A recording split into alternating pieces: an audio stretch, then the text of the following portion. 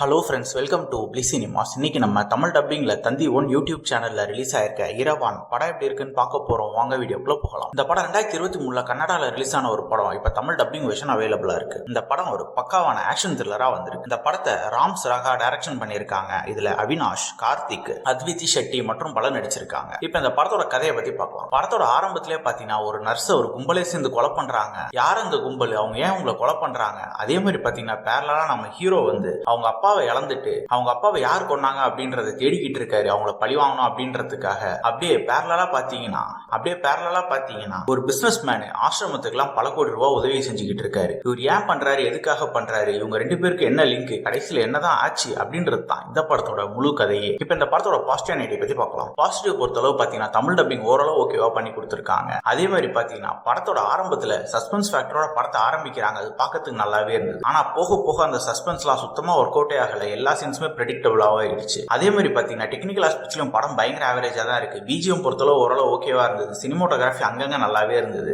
படத்துல வர action sequence எல்லாம் ஓரளவு பார்க்கறதுக்கு டீசென்டாவே இருக்கு. ஆனா விஎஃப்எக்ஸ் எல்லாம் பக்காவா விஎஃப்எக்ஸ் தெரியற அளவு மட்டமா பண்ணி வச்சிருந்தாங்க. இவங்க கேரக்டர் ரைட்டிங் எந்த கேரக்டருமே பெருசா இல்ல. அதனால நம்மளால யாரோடையுமே மிங்கிள் ஆக முடியல.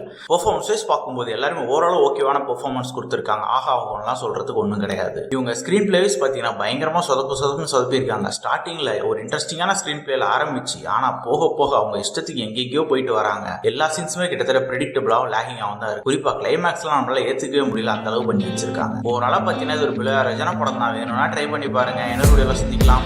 தேங்க்யூ.